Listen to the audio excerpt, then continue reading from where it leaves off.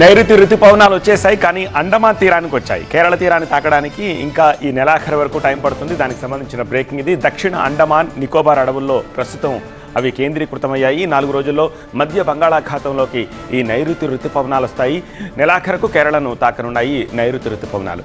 దక్షిణ ఒడిశా తీరం వరకు ఉపరితల ఆవర్తనం ఉంది. తెలుగు రాష్ట్రాలకు మరో 5 రోజులు వర్ష సూచన ఉంది. 1-2 చోట్ల భారీ వర్షాలు కురిసే అవకాశం ఉంది. ఇవాళ తెలుగు రాష్ట్రాలకు వర్ష సూచన చేసింది వాతావరణ కేంద్రం. తెలంగాణలోని ఉమ్మడి ఆదిలాబాద్, నిజామాబాద్, నల్గొండ, మహబూబ్ నగర్, రంగారెడ్డి, హైదరాబాద్లో ఈదురుగాలులు వడగళ్ల వాన కురిసే అవకాశం ఉంది.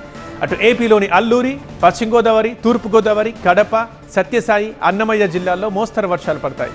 గంటకు 50 నుండి 60 కిలోమీటర్ల వేగంతో ఈదురుగాలులు వీచే అవకాశం ఉంది.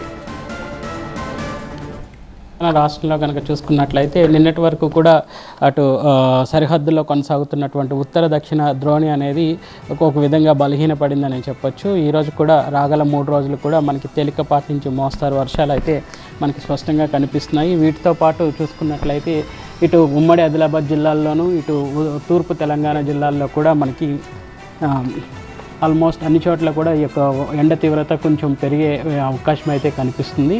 ఈ యొక్క జిల్లాల్లో ఈరోజు తేలికపాటి నుంచి మోస్తారు వర్షాలతో పాటు ఉరుములు, మెరుపులు, ఈదురుగాళ్ల ప్రభావం కూడా ఇక్కడ స్పష్టంగా కనిపిస్తుంది. రాగల 3 రోజులు కూడా హైదరాబాద్లో కూడా తేలికపాటి నుంచి మోస్తారు వర్షాలతో పాటు అటు ఈదురుగాళ్ల ప్రభావం అనేది స్పష్టంగా కనిపిస్తుంది.